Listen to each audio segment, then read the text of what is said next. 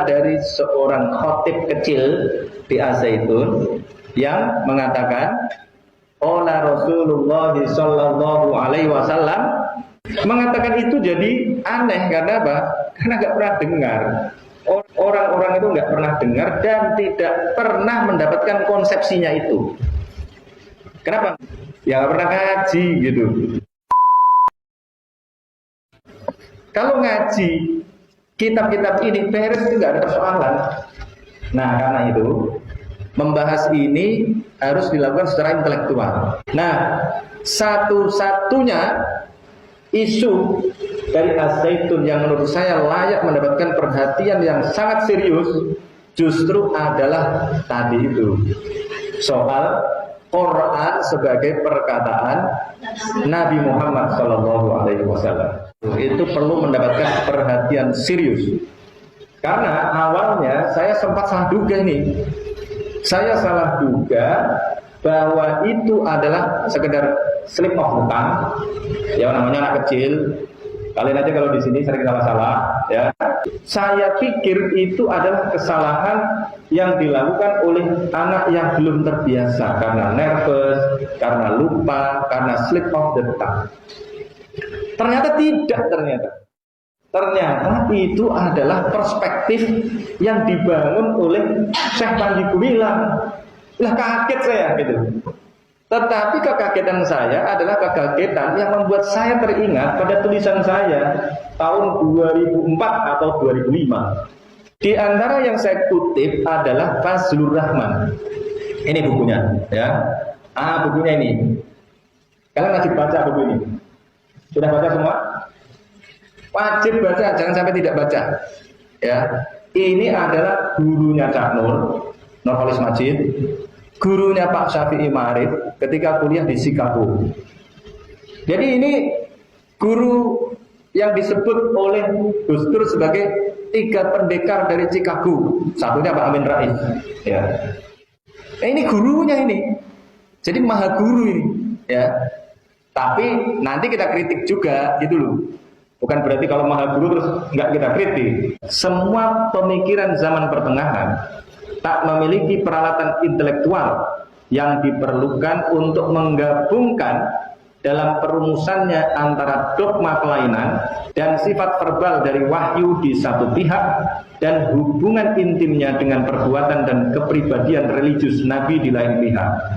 Yakni pemikiran ortodoks tidak memiliki kemampuan intelektual untuk mengatakan bahwa Al-Quran adalah firman Tuhan. Satu ini ya, Al-Quran adalah firman Tuhan dan dalam arti kata yang biasa juga seluruhnya adalah perkataan Nabi Muhammad. Oh gitu.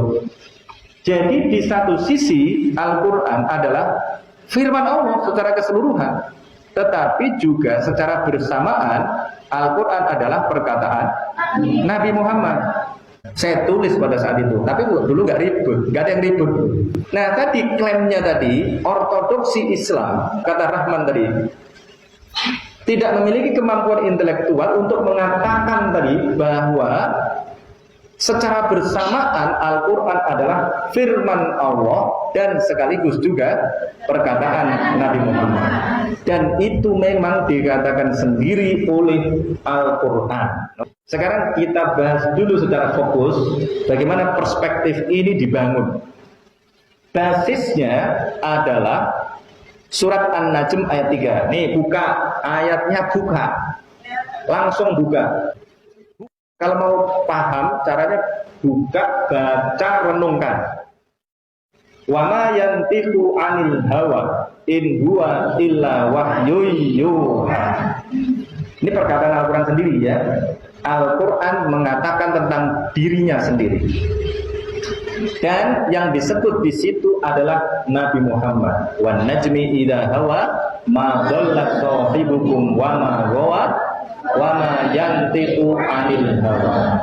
Wa ma yantiqu, dan tidaklah mengatakan sapa dia Muhammad 'anil hawa, dari hawa nafsunya, dan tidaklah Nabi Muhammad mengatakan dari hawa nafsunya atau karena hawa nafsunya. In huwa illa wahyun yuha, In huwa tidaklah utawi dia Al-Quran maksudnya, in huwa illa wahyun, kecuali wahyu. Tidaklah Al-Quran itu kecuali wahyu. Wahyu yang bagaimana? Yuha, yang diwahyukan. Al-Quran itu hanya wahyu yang diwahyukan. Ya, itu adalah wahyu dari Allah Subhanahu wa taala yang dibawa oleh malaikat Jibril. Caranya bagaimana? Rasulur Rahman tadi itu sering mengutip ayat ini. Nazala bihir ruhul amin ala qalbika litakuna minal mundzirin bilisanin arabiyyin mubin. Asy-Syu'ara ayat 193. Nazala bihir ruhul amin. Nazala turun bihi dengan membawa Al-Quran. Siapa yang turun? Ar-ruh, ruh di sini. Ruh di sini adalah malaikat Jibril maksudnya. Al-Amin yang bisa dipercaya. Nazala bihir ruhul amin ala qalbika, ke dalam hatimu. Hatimunya, munya ini adalah Nabi Muhammad. Ala qalbika litakuna minal mundzirin. Litakuna, agar kamu menjadi minal mundzirina, termasuk orang-orang yang memberikan peringatan. Bilisanin arabiyyin mubin. Bilisanin dengan lisan, bisa diartikan dengan bahasa. Arabiyyin, Arab, dengan bahasa Arab. Mubinin, yang jelas. Jelas itu bagaimana? Nanti kita diskusikan lagi. Ini banyak orang yang tidak tahu juga maksud bilisanin arabiyyin mubin ini. Lisanin arabiyyin mubin ini konteksnya adalah masyarakat Arab yang memiliki kemampuan canggih ya dalam menghasilkan puisi-puisi yang sangat indah. Sastranya itu luar biasa. Dan Al-Quran diturunkan dalam konteks masyarakat tadi itu yang memiliki kemampuan sastra yang luar biasa itu. Maka kemudian Nabi Muhammad diberikan wahyu yang nilai sastranya luar biasa. Iqra bismi rabbikal ladzi khalaq, khalaqal insana min 'alaq. Iqra wa rabbukal akram alladzi 'allama bil qalam 'allamal insana ma lam ya'lam. Itu bagian dari bilisanin arabiyyin mubin, salah satunya ya. Nanti panjang tuh penjelasannya. Mekanismenya bagaimana? Kalau tadi itu nazala bihir ruhul amin ala qalbika litakuna minal mundzirin. Nah, ini ada dua ayat yang kalimatnya sama tetapi harus diartikan secara berbeda.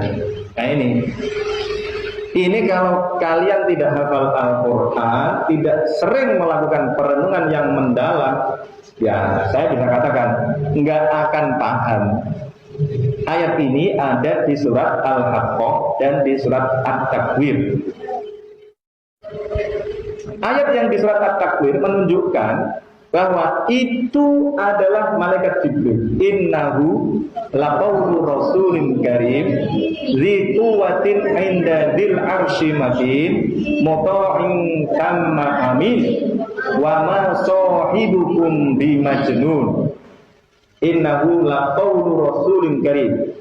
Surat At-Takwir ayat 19.